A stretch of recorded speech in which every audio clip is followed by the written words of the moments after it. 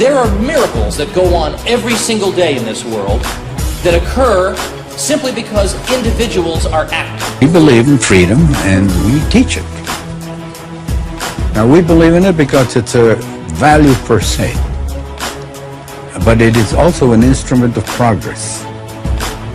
It is not an instrument to achieve equality. It is an instrument to achieve well-being.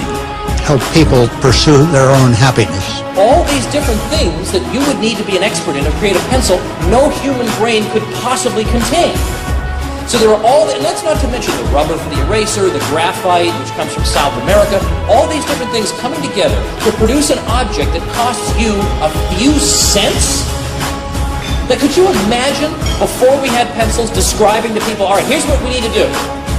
All right, first we got to go to this continent, then that continent, then we're going to get the graphite, we got to chop down the tree, we got to produce paint, requires all these ingredients and all these processes. Then we got to shave down the wood to make it all nice and smooth. Where people would say, my gosh, this device is going to cost like $1 billion. I'm more concerned with the differences in wealth than when doing away with poverty. And we say you have to make up your mind, you can't do both. They're incompatible.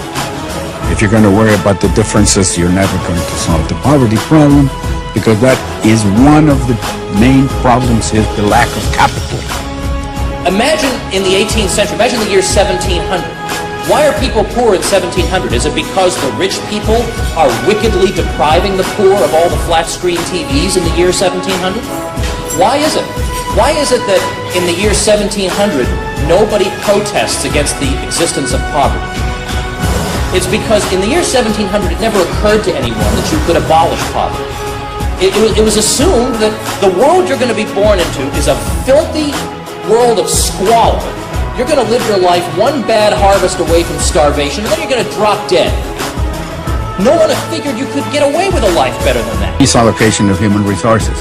It has made slave workers out of the worker, because a worker lost his bargaining power. He can't go to his boss and say, if you don't raise me, I'll quit, because the boss knows he won't quit.